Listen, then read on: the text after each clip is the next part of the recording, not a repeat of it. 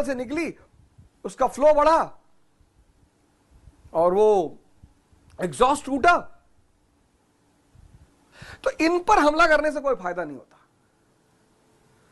अब दोषी कौन होता? एमसीडी। अब दोषी कौन होता? यहां का एमएलए मिस्टर दुर्गेश पाठक। अब दोषी कौन होता? यहां का पार्षद। अब टोटल दोषी कौन होता? आप।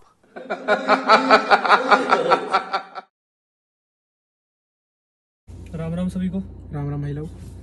आज हम लोग बात करने वाले हैं एक बहुत ही गंभीर मुद्दे पर, ठीक है, जो बार बार होता रहेगा सॉरी, जो बार बार होता रहेगा पर उसमें कोई सुधार नहीं होने वाला है, क्योंकि ऐसा पहले भी हुआ है, आगे भी होगा जो स्थिति है, और अभी तो जो हुआ ही हुआ है। मैं कोई नई बात नहीं कर रहा हूँ, मैं वो बात कर रहा हूँ जो इंसिडेंट राव आईएएस में हुआ है।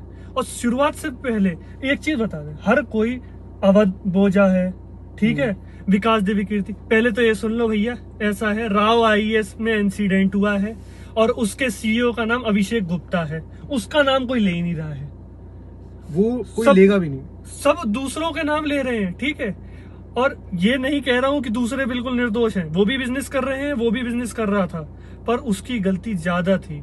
और ऐसा इंसिडेंट मैंने इसलिए कहा, पहले भी हुआ था, सूरत में भी हुआ था, ठीक है, तब भी बेसमेंट में कोचिंग्स पे लगा था, कुछ दिनों के लिए कोचिंग्स बंद रही थी, दोबारा से शुरू हो गई, ठीक है, अब फिर से इंसिडेंट हो गया और ये होते रहेंगे, ठीक है, जब तक आप प्लानिंग नहीं करेंगे, ठीक है, ऊट पटांग लोग धरे जाएंगे, पीडब्ल्यूडी ऑफिशियल्स पे कोई एक्शन नहीं होगा, ऑफिशियल्स अपना घूस खाते रहेंगे, कुछ नहीं होने वाला है। विकास देवी कीर्ति ने ऑन एयर ये बोलने की हिम्मत दिखाई है कि उनको एनओसी मिला हुआ था।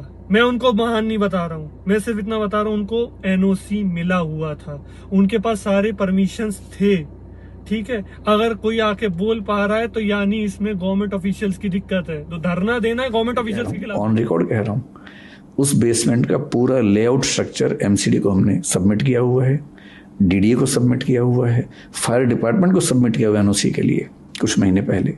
अब तक इसका जो धंधा चल रहा है ना, इसमें सरकार भी उतनी इन्वॉल्व है। सरकार को हर साल 300 से 400 करोड़ रुपए मिलता है, और इससे बढ़िया बच्चे कहाँ मिलेंगे? उन्हें नौकरी नहीं चाहिए, कॉलेज में सीट नहीं चाहिए, ठीक है, उन्हें कोई बहुत बढ़िया अपनी स्किल नहीं डेवलप कर रही, उनको क्या सरकारी नौकरी का लॉलीपॉप चाहिए, फीस भी चुपचाप देंगे। शराबी है यार, तो शराबी को शराब दे दो, ठीक है, कितने रुपए की दो, तुम जीएसटी लगाना 18% जीएसटी लगाओ, करोड़ में लगाओ आप, ठीक है, कोई दिक्कत नहीं, मेरे को बस वो लॉलीपॉप चाहिए और शराब चाहिए। एक्चुअली दिक्कत जो, अगर मैं सबसे पहली बात करूं कि बेसमेंट में जो कोचिंग्स और ऐसे इंस्टीट्यूट्स खुल रहे हैं, उनका सबसे बड़ा प्रॉब्लम, मैं गुनहगार सिर्फ गवर्नमेंट ऑफिशियल्स को नहीं मानता। क्या है ना कि हमारी गवर्नमेंट में जो सर्वेंट्स काम कर रहे हैं, जो गवर्नमेंट सर्वेंट्स काम कर रहे हैं, जो सिविल सर्वेंट्स काम कर रहे हैं, इन सब के पर्क्स, इन सब की जो सैलरीज हैं वो इतनी कम है, जिसकी वजह से ये लोग उधर चले। मैं इससे जस्टिफाई नहीं कर रहा करप्शन को, पर मैं ये कह रहा हूं कि ये भी एक रीजन है। दूसरा, ये लोग अपना काम तमीज से अगर नहीं करते तो कहीं ना कहीं गलती हमारी भी है। आप ये देखो कि हम लोग कितने बड़े बेवकूफ बन चुके हैं कि उन्होंने अगर बेसमेंट में खोली है, हम जा भी रहे हैं, हम अपने बच्चों को बेसमेंट में भेज, सॉरी आई एम इंटरप्टिंग, वो लाइब्रेरी थी, कोचिंग क्लास नहीं चल रही थी, लाइब्रेरी में जाना पड़ रहा है, कमरा अच्छा नहीं है तो लाइब्रेरी में पढ़ो। ये भी एक उनका बिजनेस मॉडल है कि कोचिंग क्लास तक ले, अब यार एक बार तो कोचिंग कर ली, दूसरे साल लाइब्रेरी में बैठ जाओ जी। मतलब आप समझ रहे हो कि ये पूरा जो एक आपको चक्रव्यूह में बांध लिया गया आपकी सोच को, कि आप एक ही चीज के पीछे भागो। आईएएस को ऐसा हुआ बना दिया गया है कि मेजॉरिटी, आप सोचो ना कि क्यों इतना प्रमोट किया जाएगा एक गवर्नमेंट सर्विस को जहां पे ऑलरेडी इतने एप्लीकेंट्स हैं, उसको और इतना क्यों प्रमोट किया जा रहा है, उसको और इतना क्यों मार्केट किया जा रहा है। ये जितने भी अभी, जैसे मेरे भाई ने बोला अभी कि इतने सारे टीचर्स है, अवध ओझा जी हो गए, विकास दिव्य कीर्ति सर हो गए, इन सबके नाम से कोचिंग्स चल रही हैं, एक्चुअल बंदे का नाम पता ही नहीं कि किसकी है। जिस बंदे की एक्चुअली वो कोचिंग है या वो इंस्टीट्यूट जिस बंदे का एक्चुअली जो उसको बिजनेस को ओन करता है उसको नहीं पता, उनके खिलाफ कोई नहीं उठ रहा, उनके खिलाफ कोई गवर्नमेंट ऑफिशियल भी कुछ नहीं कर रहा, एक रैंडम बंदे को पकड़ लिया जाता है। क्यों? क्योंकि कोई और मिल नहीं रहा। और ये जिस तरीके से आप अगर देखें कि जो सीरीज है, आप एक बार क्रोनोलॉजी समझिए क्योंकि जो सीरीज है जिसमें ये चीजें हो रही हैं, आप समझिए कि हमारी सोसाइटी किस तरफ जा रही है। ऑनेस्टली कुछ टाइम पहले तक मैं खुद सोच रहा था कि शायद सही दिशा में जा रही है, लेकिन अब जो इंसिडेंट्स हो रहे हैं, आई एम रियली वरीड। और एक चीज और सोचनी होगी हम लोगों को, अगर ये सिविल एस्पिरेंट्स ना होते, ये रहे होते मजदूर, क्या इतना हल्ला मचता? कुछ नहीं होता, कुछ नहीं होता। ये क्या इनको जो वो, अरे यार बड़ी मजेदार बात करी है उनके वकील ने कि हम 50 लाख का मुआवजा देंगे, 25 लाख अभी और 25 लाख जब हमारा सीईओ जेल से छूट जाएगा तब। फीस एक बार में लेते हैं, 2.5 लाख फीस एक बार में लेते हैं, वो लमसम नहीं चलती है यार। ये तो वही वाली चीज होगी। देखिए एक बात हम सबको समझनी जरूरी है, ये बहुत अलग out of the blue point शायद आप समझ में सब आपको लगेगा, बट ये समझो, कोई भी चीज जो फाइन देके करी जा सकती है ना, इसका बस मतलब ये है कि महंगी है। आप अगर कोई चीज कर रहे हो, कोई चीज यूज कर रहे हो या कोई आपने ऑफेंस कर दिया और आप उससे बच जा रहे हो एक फाइन देके, तो इसका मतलब वो लीगल है विद अ प्राइस। हाँ, that is the only thing. ये कोई बात नहीं होती कि कोई मर गया तो आपने उसका मुआवजा दे दिया। ठीक है भाई, अगर आप बोलो कि एक्सीडेंट है, प्रॉब्लम हमारी ये है कि उस एक्सीडेंट के होने के पीछे की जो वजह थी उसको कोई नहीं देख रहा है। वो क्यों हुआ, किन लोगों की गलती की वजह से हुआ, किन गलतियों की वजह से हुआ, ये कोई नहीं देख रहा है।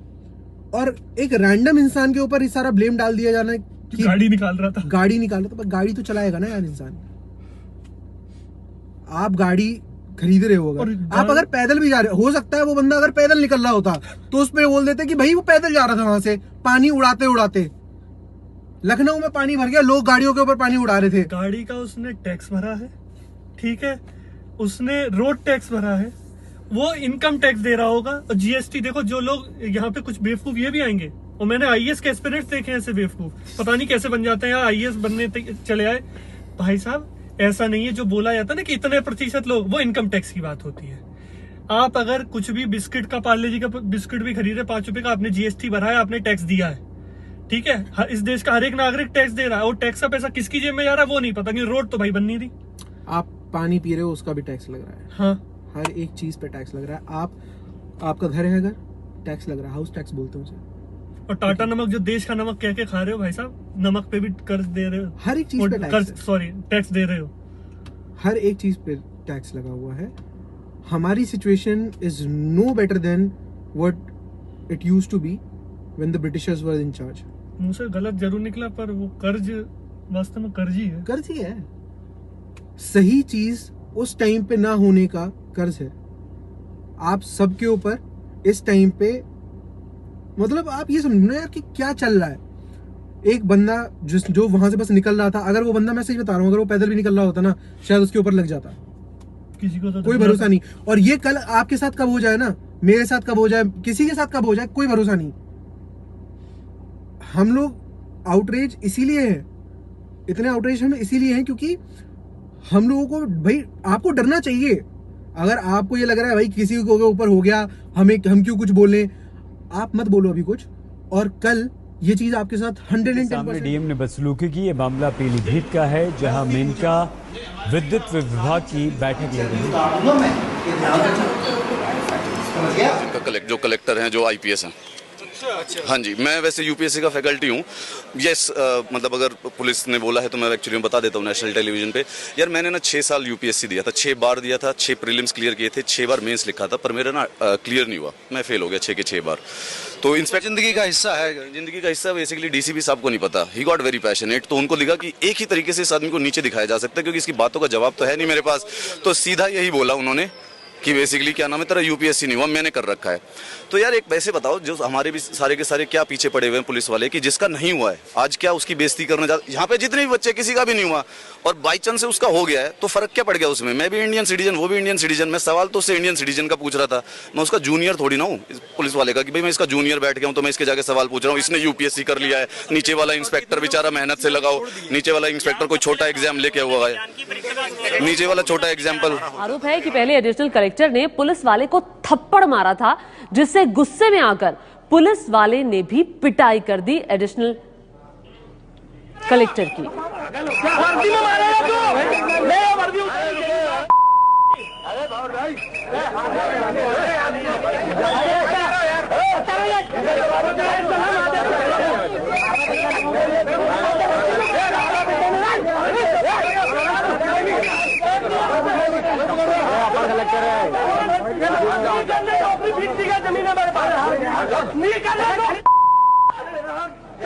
गांव में हल चला के कमा के खा लूंगा, तेरे बाप मार के दिखा दूं।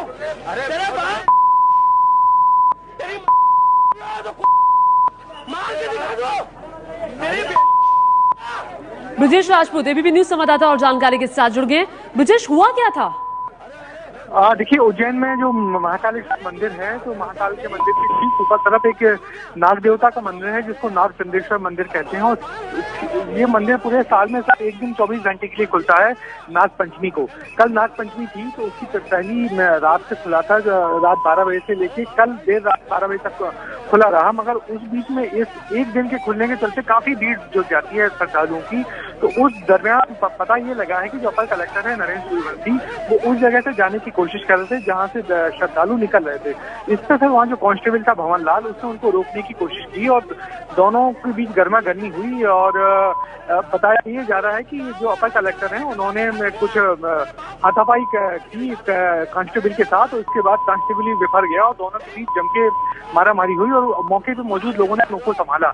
बड़ी अप्रिय स्थिति बन गई थी उस वक्त की एक कांस्टेबल और अपर कलेक्टर के बीच। ये वही अफसर है जिसने जीएस पेपर 2 पॉलिटी में बड़े अच्छे नंबर लाया होगा। इसने एथिक्स पढ़ा है भाई। और मैं शर्त लगा के कह रहा हूँ, ठीक है, इनमें से ज्यादातर ऑफिसर्स का जो ऑप्शनल सब्जेक्ट है ना, सोशियोलॉजी या पब्लिक एडमिनिस्ट्रेशन रहा होगा। ये लोग देखो, एक्चुअली बात सही है क्योंकि मेजोरिटी का ही होता है, क्योंकि ये चीजें सिर्फ और सिर्फ पास करने का जरिया बन चुकी हैं। IAS coaching institutes are a business. ये जितने फालतू के लोग, आप खुद सोचो, जो ये बोल के आपको लॉलीपॉप बेचा जा रहा है ना कि भाई कितने लोग अप्लाई कर रहे हैं, क्या फर्क पड़ता है, आपको तो एक ही सीट चाहिए। वो आपको एक ही सीट चाहिए इसलिए बोली जा रही है ताकि आप उनकी एक सीट खरीद के वहां बैठो। 2.5 लाख रुपए फीस दो, आप फीस दो, उसके जब आपका नहीं हो, एक बार में थोड़ी हो जाता है यार, मेहनत करनी पड़ती है। क्यों करनी पड़ती है? आपको उतनी मेहनत नहीं करनी पड़ती। ऑनेस्टली मैं आपको एक बात बताता हूं, अगर 100 लोग काबिल हों लेकिन वैकेंसी सिर्फ 10 की हो, 90 काबिल लोग बेरोजगार बैठेंगे। बात इसकी है ही नहीं कि कौन काबिल है कौन काबिल नहीं है। 10 लाख में 1200 की अगर सीट निकली है तो 1200 को ही मिलेगी, आपको नहीं मिल पाएगी। अगर आप 1200 के बाद एक भी इंसान हो, कोई एक इंसान एक नकली सर्टिफिकेट लगा के, ठीक है, बहुत सारे टर्म्स होते हैं उनको यूज करके, बहुत सारे लूप होल्स होते हैं उनको यूज करके बैठ जाता है, वो पकड़ा भी जाएगा और कोई फायदा नहीं होगा। ट्रांसफर करा है, कुछ करा कहा है? नहीं, मतलब कायदे से आप किसका करा जा रहा है? यार वेट लिस्ट खाली एक थोड़ी मिली है, एक ले लो। नहीं, प्रॉब्लम ये है अगर ऐसा एक वाक्य होता तो हम सोचते कि ठीक है शायद एक वाक्य है। ऐसे बहुत सारे हैं, कोई एक ब्लैक एंड व्हाइट चाहे कोई रात ही नहीं, लौंडा पूरा देश कोई खाट ही नहीं, हमारे बीच में जोड़े ऐसी लात ही नहीं, टेंशन लेने वाली कोई बात ही नहीं, क्यों तू साथ मेरे साथ क्यों जाती नहीं, हमारी पार्टी में कोई थर्ड पार्टी